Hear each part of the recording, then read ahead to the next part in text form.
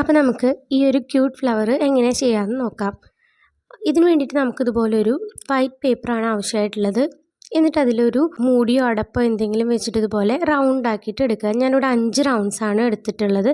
എന്നിട്ട് ഈ റൗണ്ടിനെ ഇതുപോലെ ഒന്ന് ഹാഫ് ആക്കിയിട്ടൊന്ന് മടക്കി കൊടുക്കുക.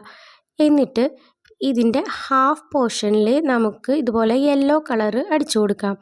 അപ്പോൾ എൻ്റെ കയ്യിൽ ബ്രഷ് പെൻ ഉള്ളതുകൊണ്ട് ഞാൻ അതാണ് യൂസ് ചെയ്തിരിക്കുന്നത്. നിങ്ങളുടെ കയ്യിൽ എന്താണോ ഉള്ളത് അത് നിങ്ങൾക്ക് യൂസ് ചെയ്യാം. 2 ഭാഗവും ഇതുപോലെ ഒന്ന് അടിച്ചു കൊടുക്കുക. ഇതുപോലെ 5 റൗണ്ട്സ് നമുക്ക് ചെയ്തെടുക്കാം. ഇനി നമുക്കിതിൻ്റെ ഓപ്പോസിറ്റ് ഭാഗത്തേക്ക് മടക്കി കൊടുക്കാം. എന്നിട്ട് യെല്ലോ പോർഷൻ മാത്രം ഇതുപോലെ ഒന്നുകൂടി ഉള്ളിലേക്ക് മടക്കി കൊടുക്കാം. എന്നിട്ട് ഇതിനെ നമുക്കൊന്ന് നിവർത്തിയിട്ട് ഇതുപോലെ ഒന്ന് ഉള്ളിലേക്ക് ആക്കി കൊടുക്കാം. ഇനി നമുക്കിതിൻ്റെ 2 എൻഡിലും ഇതുപോലെ പശ തേച്ചിട്ട് ഒന്ന് ഒട്ടിച്ചു കൊടുക്കാം. ഇതുപോലെ 5 പെറ്റൽസും നമുക്ക് ചെയ്തെടുക്കാം. ഇനി നമുക്ക് ഓരോന്നും ഒട്ടിച്ചു കൊടുക്കാം.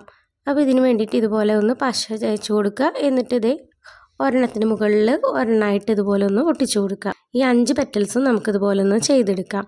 അപ്പോൾ നമ്മുടെ ഫ്ലവർ ഇവിടെ റെഡി ആയിട്ടുണ്ട്. അപ്പോൾ ഇത്രയേ ഉള്ളൂ. നിങ്ങൾക്ക് ഇഷ്ടമായെങ്കിൽ ലൈക്ക് ചെയ്യാനും കമൻറ്റ് ചെയ്യാനും സബ്സ്ക്രൈബ് ചെയ്യാനും മറക്കരുത്. അപ്പോൾ ബായ്.